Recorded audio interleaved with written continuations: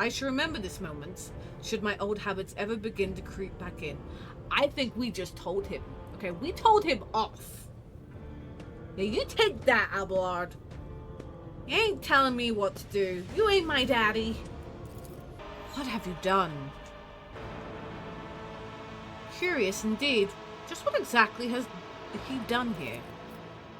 I do not know, nor do I want to know. These ravaged people, this strange glass, all this talk of aurora, these are abundantly clear signs of lunacy and heresy, and I wish I could understand how the man I knew came to be this way, but one should not peer into the abyss.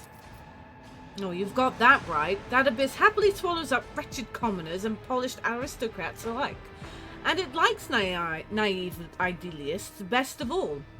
Adira smiled bitterly at Yvain before turning her gaze to the remains of his former friend. May I invite you aboard my ship, Yvain? I would like to continue our acquaintance. I thank you for the invitation and I accept it gladly. I will arrive by my shuttle in a little while. If you'll excuse me, I would like to be alone for the time being. Okay, well, I want to loot. Loot!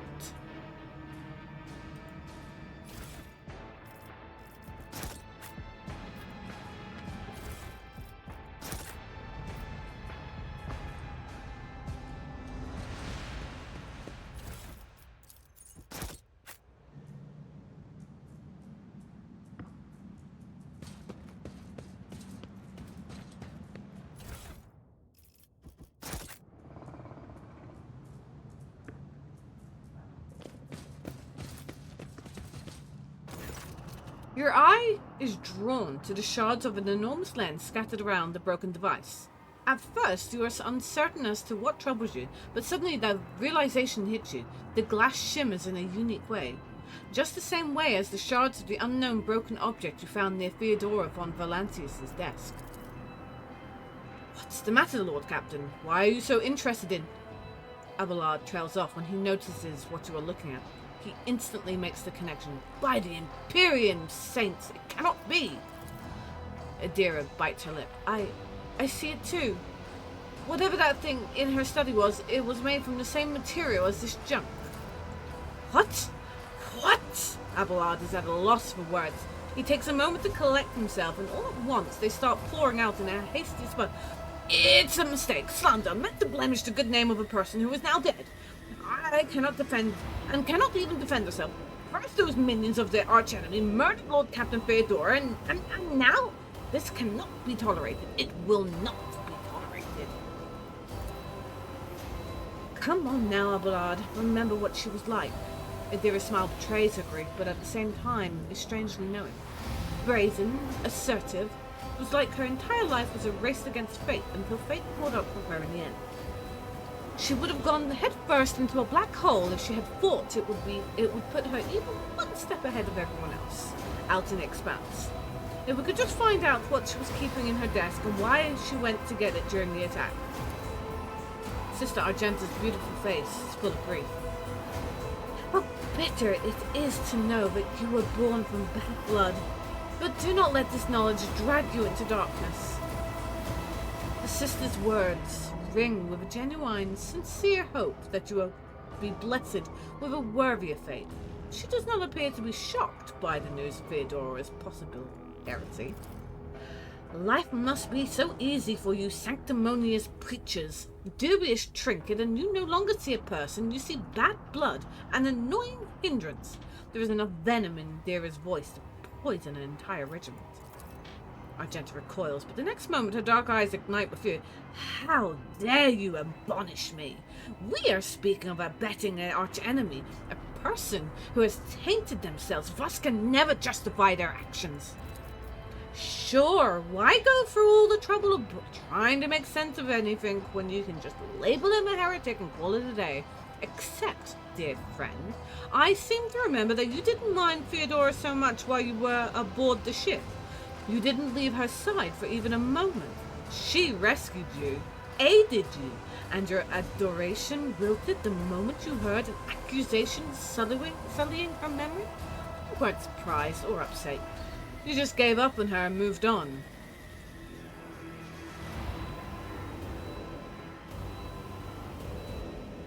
No, I'm saying nothing. I'm not getting into that argument.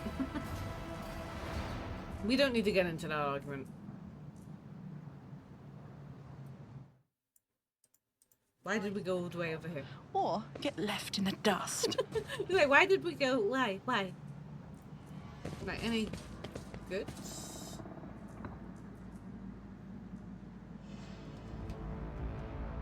Ooh, goods. Goods. Ooh, goods.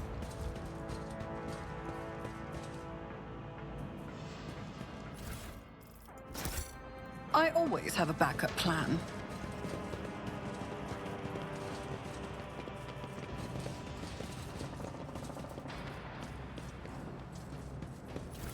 Ooh, all the goods.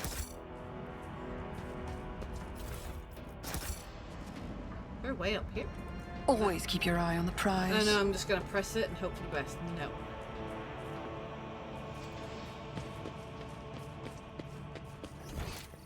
Alright.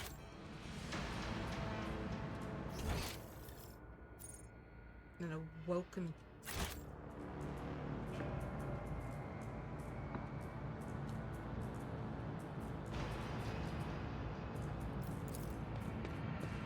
I don't know if that's him. Success is the only outcome I accept. The evidence suggests the victim was killed by poison gas. Wait, you'd like do full-on poison gassing? Glass making furnace was used to melt the extracted sand into glass.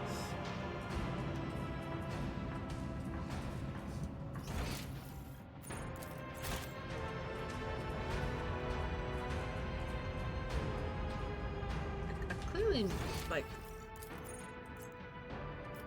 Oh, it's at the bottom of the stairs. There it is.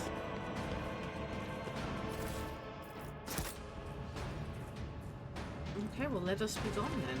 Let us leave this place.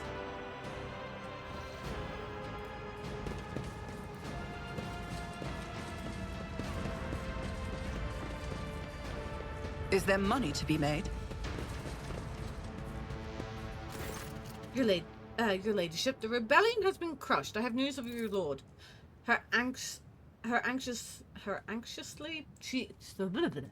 She anxiously pitches forward. Is Lord Winterscale alive? Is he all right? He is safe and in one piece. I shall receive him as guest on my ship, so ready to shuttle. There is a visible relief on the pilot's face. Clicking her heels together, she cheerfully barks, "Consider it done, your ladyship. Thank you for the good news." I have no more questions. Let us leave. Let us leave.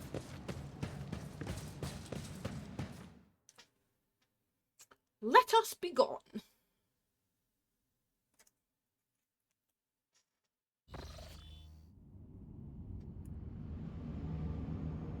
Permission to report, Lord Captain. Over the past few days, I received several messages from different decks complaining about the anomalous behaviors in the ship's cognigators and servitors. The machine spirits are restless and rebellious, and no tech litany or ritual or pacification can rid them of this obstinacy. The tech priests can deal with the vessel's systems, but the servitors, they make errors in their tasks, disobey orders, change the assigned rituals, or sometimes downright freeze as if in a trance. A click comes through the Vox channels, followed by a weary sigh. Lord Captain, occurrences such as these are caused by errors in the cognigator. Calculations or have some other sensible explanation. I beseech you to not to take after those who whisper about the ship being cursed or possessed. Adira joins the channel and chimes in playfully. Oh, don't start, old man. All these peculiar happenings have long since turned into local legends. A door slams shut and a lumen starts flickering. Folk have grown used to all that, so our resident ghost has decided to up the ante. I'm telling you, things are only going to get worse from here. The technomats inspected the servitors and concluded they pose no danger. According to the servants of the Omnissiah, such behavior is caused either by the echoes of the mind, not completely eliminated, or by manifestations of the machine's spirit's will. Nevertheless, the faulty servitors make the crew's task considerably more difficult. A high factotum, Janous Danrok, would like to discuss how he should deal with the defective property. He is waiting for your audience on the bridge. So what, how do I go on the bridge? No, that is the save option, which we will do. No, that is the log, which is handy to know. I press this button? No. Ah, okay. Void ship management. Ooh. No, we're not gonna take that off. Ooh, can we upgrade it? Ooh, yeah, upgrade the RAM. Upgrade it all. Oh. We upgraded stuff. Okay. We did a thing. That's the leave. Okay. Oh, a lot of loading screens this time around.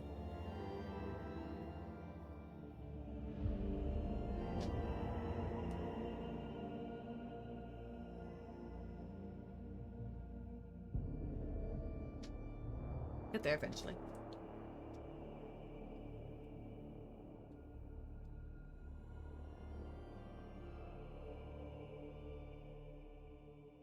Ready. Steady. Come on, do it, do it, do it. Hit the big 100.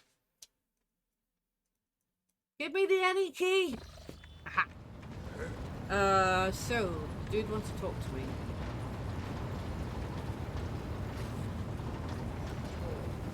Him.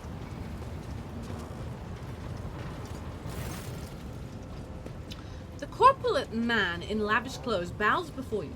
Not without difficulty, a silver skull whirls over his shoulder while the fingers of his augmented hand drum against the sheaf of papers he is holding, and he regards you with an attentive interest through the lenses of his magnifying impound. Greetings, your ladyship. Janous Danrok at your service. Vigdis informed me about the problem with the servitors. What happened?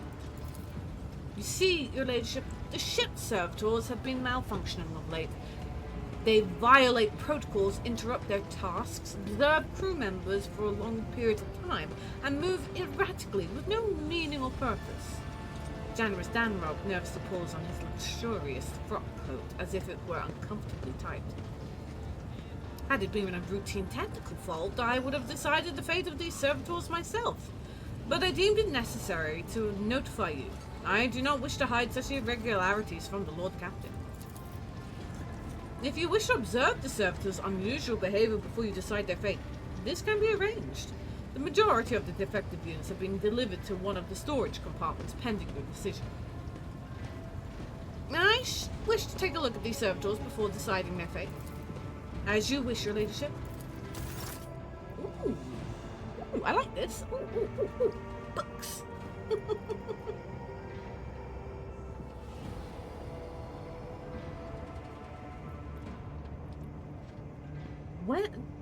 When her ladyship arrived at the scene, she found the servitors in the same position that they had assumed after they had been corralled into the bay. All standing in a long spiraling line and facing the center of their strange formation. The moment her ladyship crossed the threshold of the bay, their bodies jerked into motion, all as one. As if obeying a command, servitors turned to face the Lord Captain.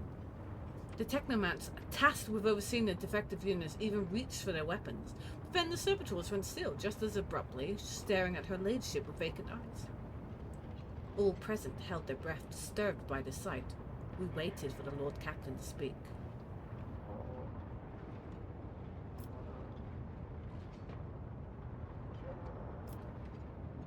Demanded a report on the defective unit's status from the technomats.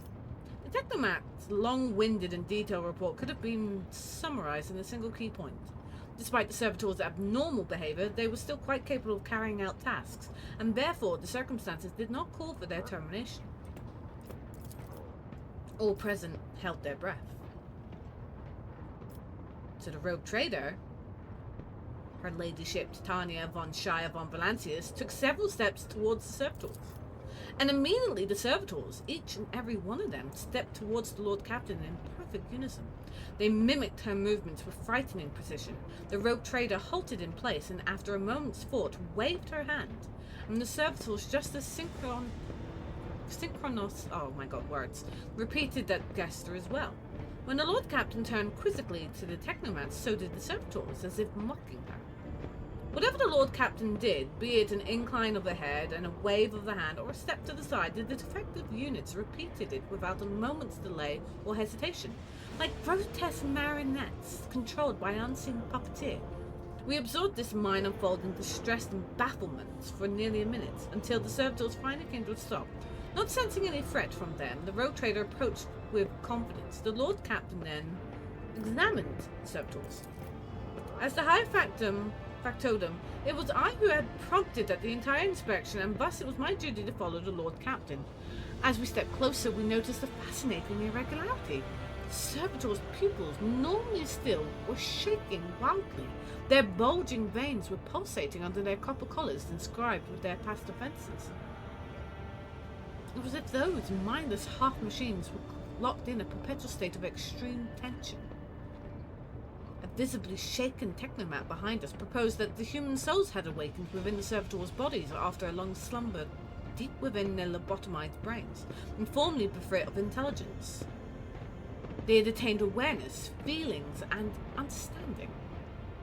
After a pause, the technomat added that the servitors used to function properly, and that no one had been able to explain the change in their behavior. Her gaze still trained on the motionless but animate half-machines and half-people. The Lord Captain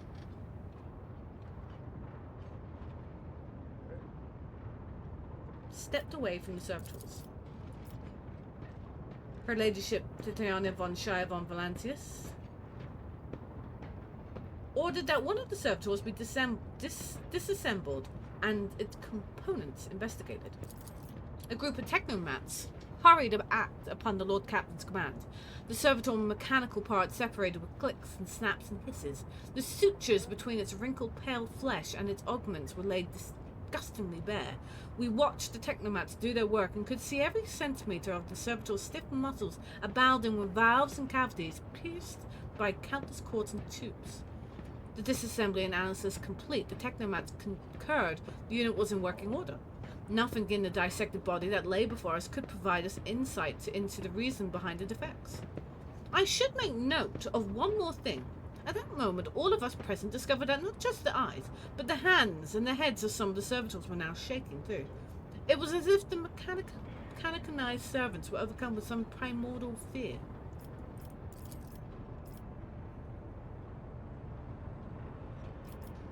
Her Ladyship Titania von Shire von Valantius turned to me to announce her decision.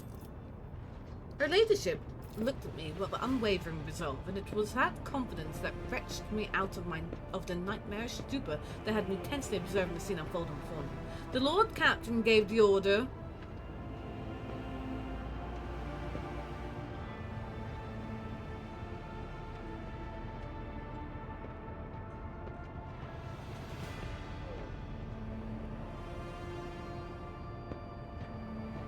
to send the servitors back to toil as they had toiled before, for they had not yet paid their dues for crimes of their past lives, and thus did not deserve clemency.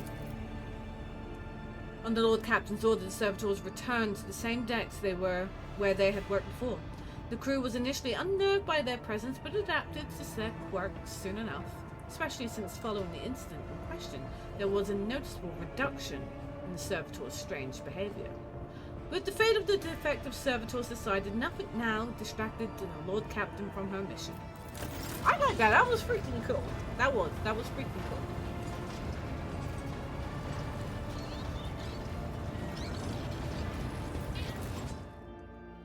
That was fun. That was definitely a fun little thing.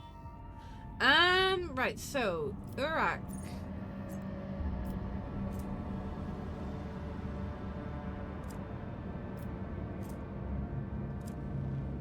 Could go here.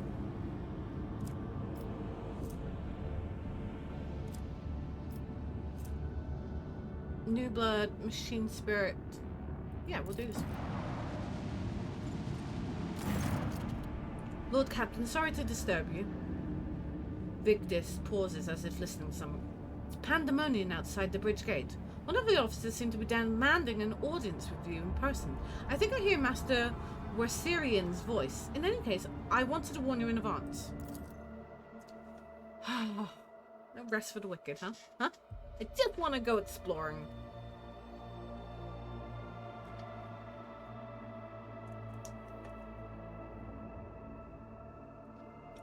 just want to go exploring.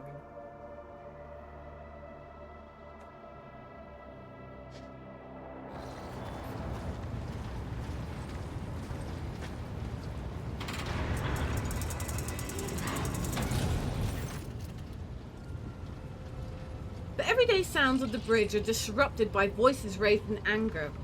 Abelard's voice, the loudest of them all. This is not the conduct of an officer. These are the antics of a highborn brat out of the lark. Explain yourself, Lieutenant. The young woman standing before Abelard strives with all of her might not to quail under the onslaught of her superior's anger. She falters, but then manages to look him in the eye and say, I apologize, sir, but I must speak to the Lord Captain. Very well, Lieutenant. You may address the Lord Captain, not least because I see I've already seen fit to disturb her. Your unauthorized appearance on the bridge and display of belligerence towards a higher-ranking officer will be logged on your personal file without delay. Lord Captain, Lieutenant Avrilla Vent, requesting permission to speak. Vent falls silent. Vent adds rashly, on a matter of extreme importance and urgency.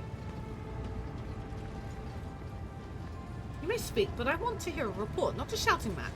Having two officers bickering in full view of the bridge is unacceptable. Oh, I am sorry, Lord Captain. I thought that drastic times called for drastic measures, Vent exclaims hotly.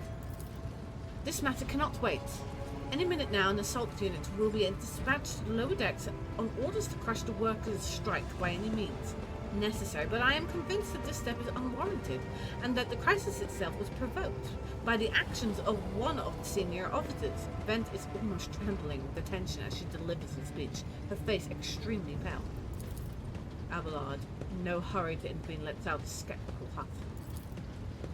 Lord Captain, I urged you to investigate the action of the Seneschal Wersarian and to intervene in what's happening on the lower decks, because very soon we will have a mutiny or a massacre on our hands. Vent reels off the last words as though she knows them by heart. She's clearly been preparing to say them for some time. When she is finished, she casts an anxious glance at Abelard, then at you. There's an insurrection and making aboard my ship and no one has informed me? Oh, I would not deem it a problem worthy of the rogue trader's attention. The lower decks, as it so happens, are involved. 30-some years ago, we even had a revolutionary leader ride up who dared to establish workers' rules across the entire ship. It took a month to restore order, but even 8 years later, we were still battling rumors that the hero had survived his execution and was on the verge of gathering people to fight against tyranny once more.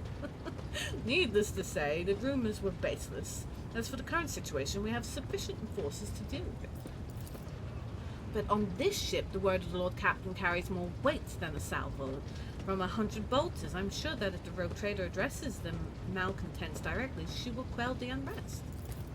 Oh, I dread to think what problem you will disturb the rogue trader with next.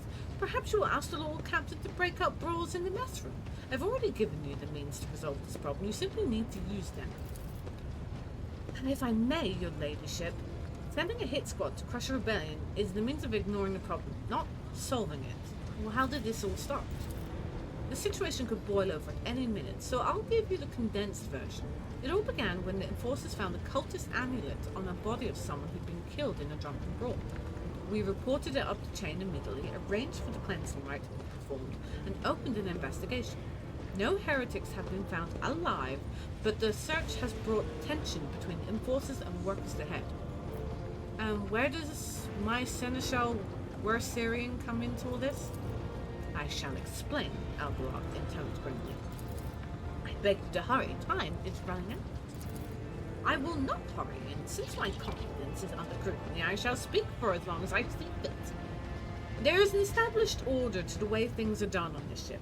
And one of the pillars of that system is that the rogue trader's attention is not to be distracted by trivial matters. It is the Seneschal's role to ensure that I have always handled internal problems myself. So, of course, when I received information about the cultists hiding on the lower decks, I took the matter in my hands. So long as I live, not one of the vermin who murdered Theodora von Phalantes will find refuge on her ship. You were far too heavy-handed, Seneschal Wersarian. Arrests, interrogations, mass punishments for entire sectors. It has driven the people to the brink, Dent said bitterly. Now there is a strike on the lower decks in Depot 4, to be precise. 3 worker clans are involved, but many more as passively supporting them. The situation could degenerate into an all-out insurrection.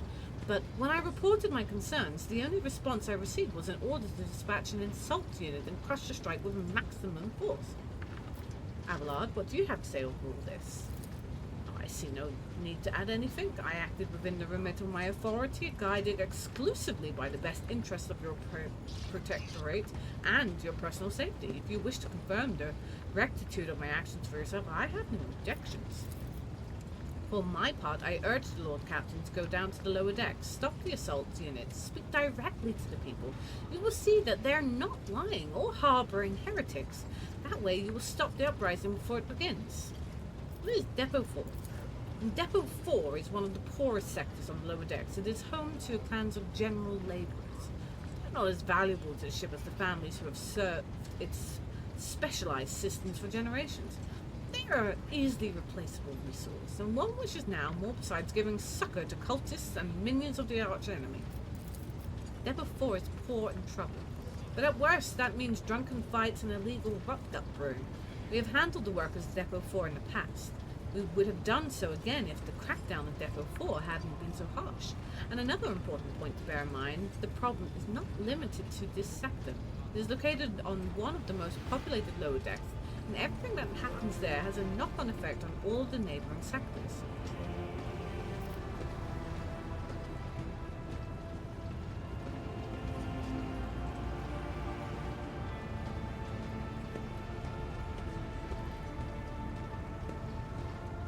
I have heard enough. I will go down to the lower decks and deal with the problem personally.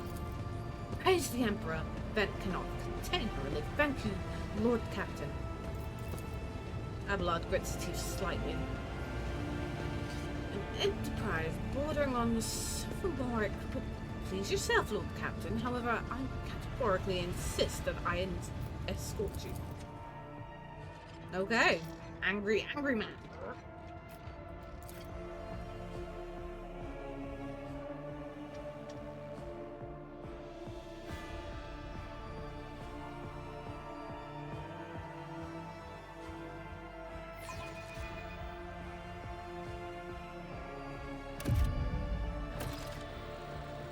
Okay.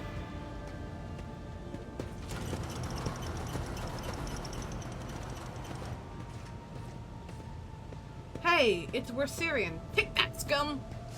Oh dear. He got smoke bombed. He got smoke bombed. Smell bombed.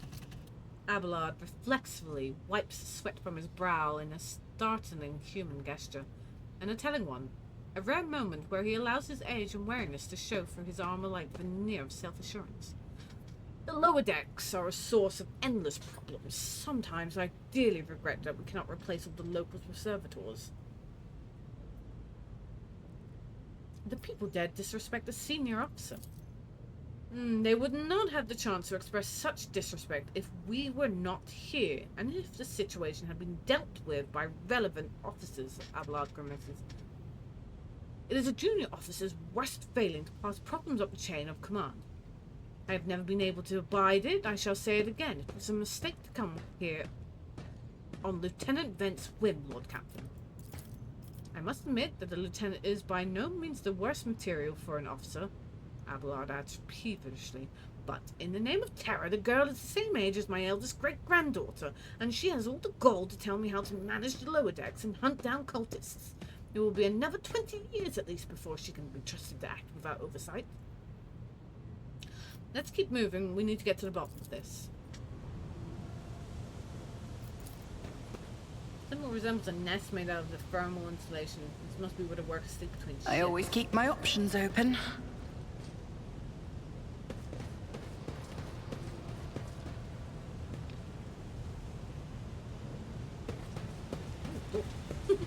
A door. Keep your wits about you. What's the valve do? Nothing. But let's have a look at the goods. Now I want to see your goods.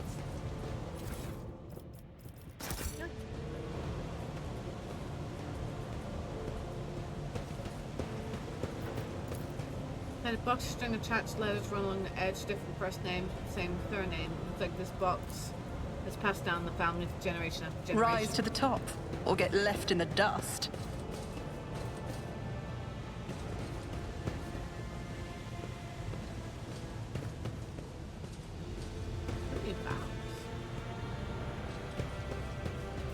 I still do not see our purpose in coming here. Relax, old man. Going for a stroll on the lower decks every once in a while is good for you.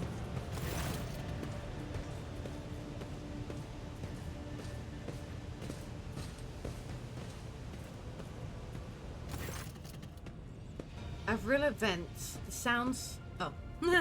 The sounds of a heated discussion reverberate through the ship's bays. Lieutenant Arilla vent of the ship's enforcers is barring the path of the heavily built assault unit officer, and judging by their expressions and tone, the standoff has dragged on for some time already and has now reached boiling point. I have my orders to put an end to the unrest and purge this sector.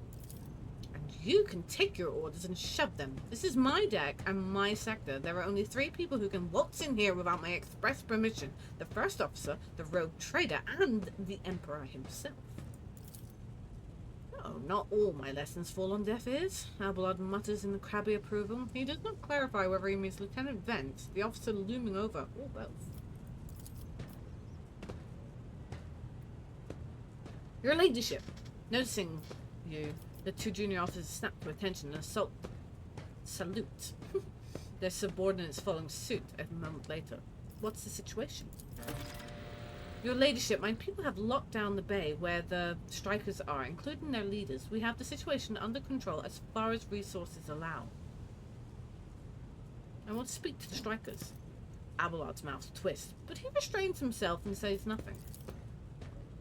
Right you are, Lord Captain. Allow me to wish you good luck. Hope gleams in the Lieutenant Bent's eyes.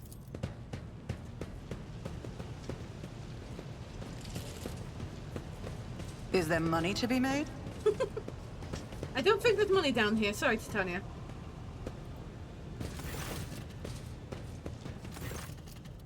Dozen pairs of eyes stare apprehensively at you. The people before you are typical inhabitants of the lower decks. Taking their simple clothing, crude weapons, and faces that display varying levels of mutations, from barely discernible to the strange to the outright grotesque.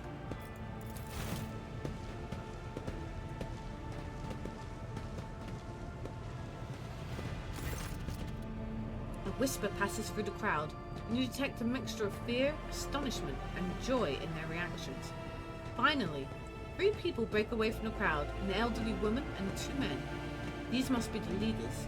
They bow clumsily before you. Lord Captain, you have come down to us.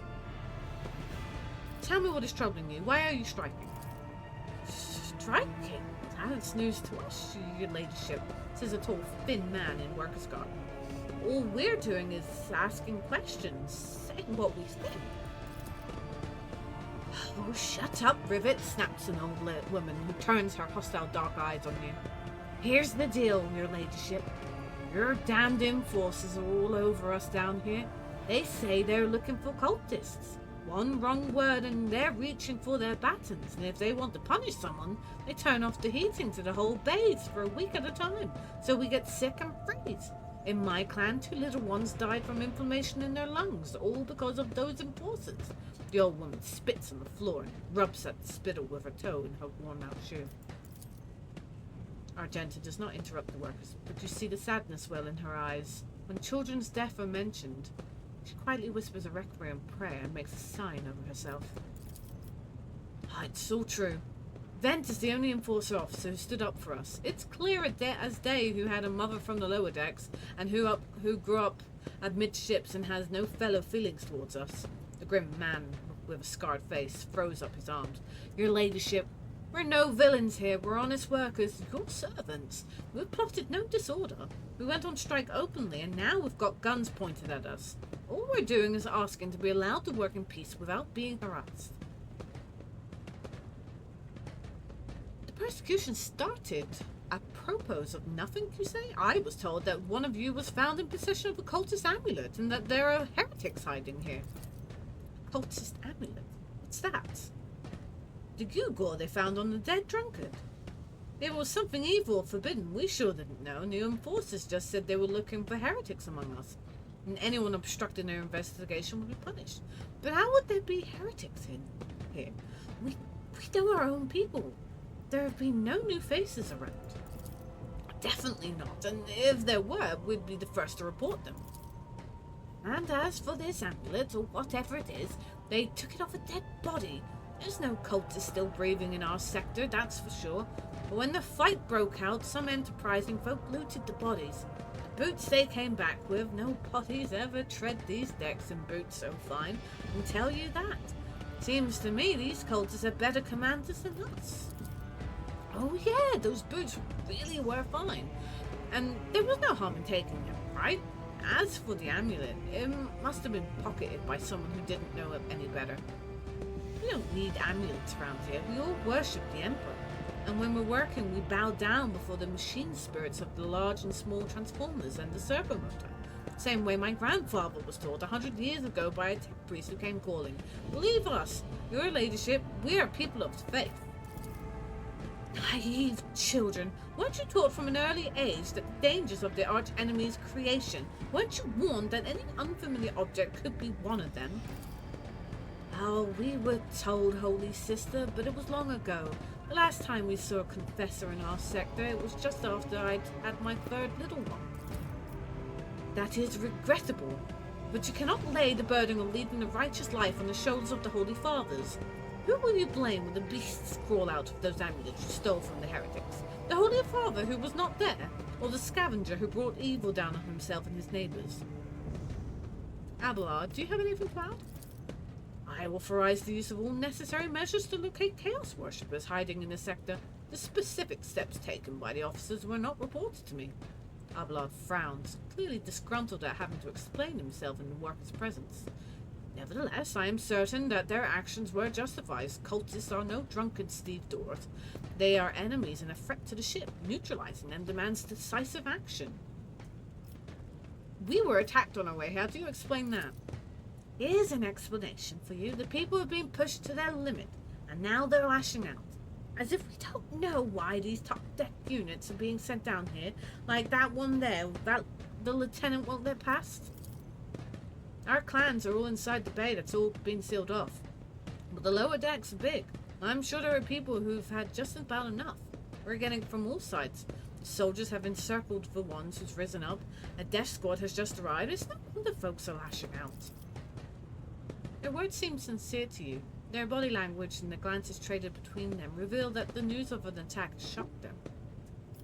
Okay, well, then what changes do you want? Oh, would you look at this? The exalted Lord Captain himself is asking us bilge rats what we want. Well, here's what we want. We want you to rein in your damned enforcers, to quit turning off the heating, and to stop battering everything that moves. No, that's not it. We want enforcers gone from here, and we want to be armed. Give us arms, and we'll govern ourselves. We'll defend ourselves to these cultists who show their faces.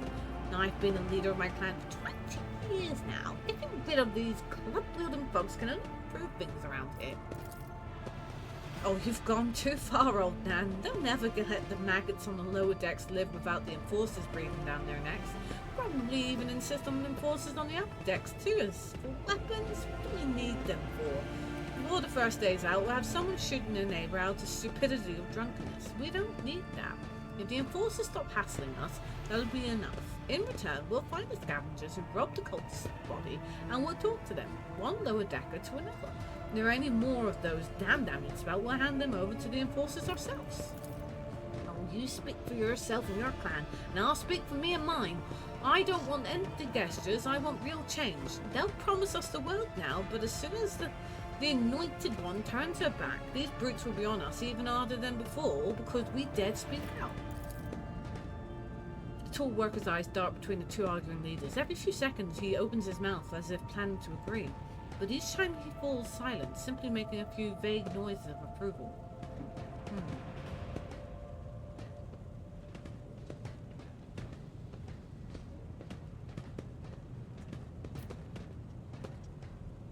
No, I don't want to give them weapons. Thoughts, Abelard? story about going scavenging for boots and accidentally picking up a heretic army doesn't convince me. These people were moments away from rebelling and possibly becoming minions of the arch-enemy. We must not give them what they want, even if they did acquire something innocently, purely out of their own stupidity. That does not mean they are not tainted with corruption. What begins as petty thievery can turn into a far graver problem. I've seen it before. Abelard's face darkens momentarily. In my second war, there was a sergeant in the Imperial Guard regiment that was stationed nearby. The sergeant took an ordinary pocket knife from the body of a heretic, and his whole unit lost their lives for it. When they finally managed to break into the barracks, they found not a single survivor, only a pocket knife which had grown through all the rows of the bed like a metal choking vine. So when it comes to scavengers or malcontents, strikers, or whatever they'll turn into next, my verdict is simple. Give them no quarter. Spreading anarchy on a ship is the first step towards embracing chaos. Putting weapons into untrained hands would be even worse. What's more, the enforcers are needed to maintain oversight and order. Withdraw those demands and we'll consider the rest. The tall worker they call Rivet shrugs and casts a sidelong look at the old woman. Old Nan, listen. Listen, the Lord Captain herself has come down to us and is offering concessions, and I don't know a single person in the whole Depot 4 who's ever stood next to a rogue trader, let alone talk to them. Back down. Now's no time for you to be a stubborn old crow. Listen to us, old Nan. The three clans of Depot 4 ought to act as one. We've made our minds up. It's your turn to decide. Don't ask them to disdain the enforcers or give us weapons. We don't need any of that. The old woman hisses in dissatisfaction. You're ganging up on me, is that it? So brave you are against an old woman, but I'll shut up, I will. Indeed, I won't go against two clan leaders on my own. If you want to make peace with the enforcers, make your peace. That's great, just fantastic, Lord Captain. We're all agreed. Then it's decided, the persecution will stop, and I will expect you to assist in locating any remaining amulets or weapons left by the cultists. Your ladyship, thank you. You have not abandoned us lower deckers. You came yourself and settled everything. I'll tell my grandchildren about this. Of course, your ladyship will root out any nasty business faster than the enforcers, and will leave no stone unturned. There. Be happy now. Ooh, level up.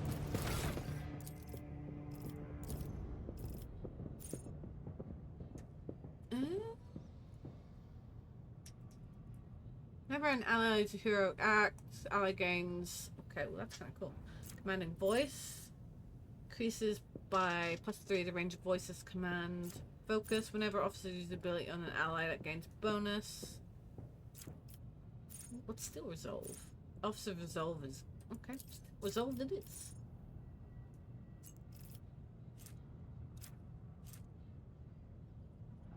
Ooh, definitely. Now I wanna.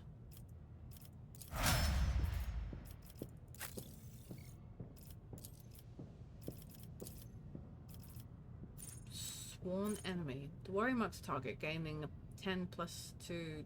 I don't understand all this. I'm just gonna like pick whatever.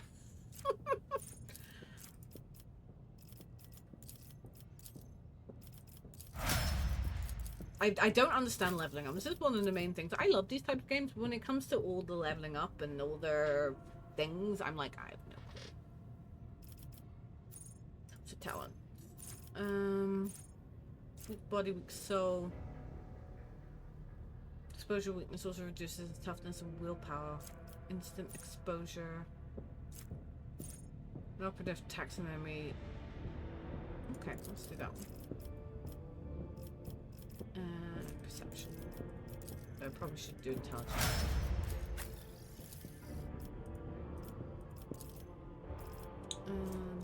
Ballistic skills. Controlled shot. The soldier gives a sign that they are about to open fire. The soldier and their allies will automatically dodge the soldier's next attack. That's pretty cool, actually. Dash would be good. Concentrate fire. Next ranged area attack made by the soldier deals. Ooh, well, it's rapid fire. Soldier's next burst attack will have. Ooh, I kind of like this one because, you know, the amount of times that they get in the way.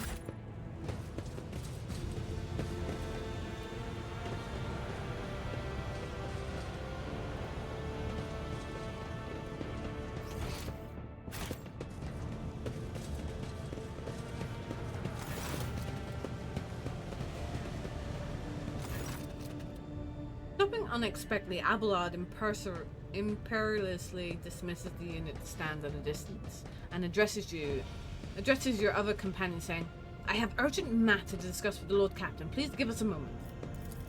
Abelard looks at you, and his last vestiges of restraint vanish. "Well, are you pleased with your investigation, Lord Captain? You kowtowed to the disloyal rabble, you believed their lies, and showed them leniency. Next time the ship is attacked by cultists, that rabble will welcome them in with open arms and allow them to wreak havoc, whatever havoc they like, because they see you as a weak leader. Is that how you see your future at the helm of the von Valancia's protectorate?"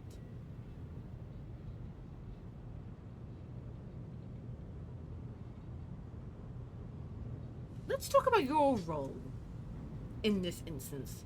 You allowed this revolt to happen. Your actions practically guaranteed it would. "I would have handled this situation myself had you not decided to intervene," Abelard says irascibly. "Remember, Lord Captain Theodora, do you think she ever set one slippered foot on the lower decks? No, she did not.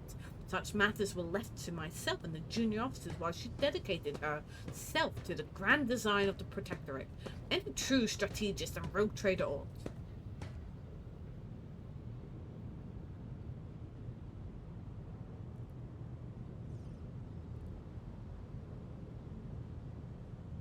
Maybe if Theodora had spent more time on trifling matters, she wouldn't have wound up dead.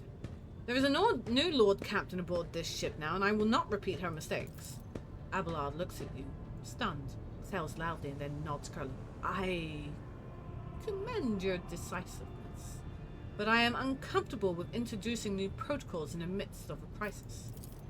And Abelard stands straight at attention.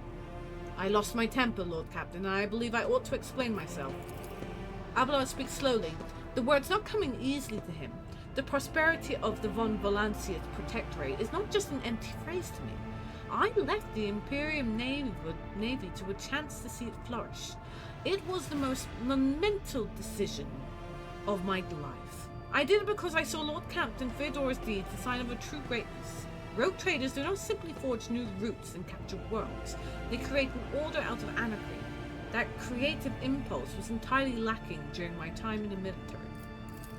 So, I left behind everything I had known, everything my family had known. I come from a long line of officers, and I embarked upon this incredibly reckless venture. Lord Captain Theodora entrusted me with all the concerns she had no time for. She would go off on her flagship for long periods to distant frontiers on scouting voyages, and the advancement of entire protectorates rested on my shoulders. And then suddenly, everything that had been built over years and years began to quake, rattling like a flimsy hanger on a systematic active world. One of the senior officers betrayed us all. The rogue trader was killed, and who knows what is happening on the planets. I tell you this honestly, without fear of appearing weak. All that has come as a grievous blow to me, and I am not panicking or grieving because I cannot allow myself to panic or grieve. I am duty-bound to aid the new rogue trader, to aid you, to find your footing as quickly as possible, and to do that, I must insulate you from problems that its past have been dealt with by tried and tested procedures set out in the ship's regulations. Procedures that were established long ago and have functioned smoothly for decades suddenly cannot be deemed excess to requirements.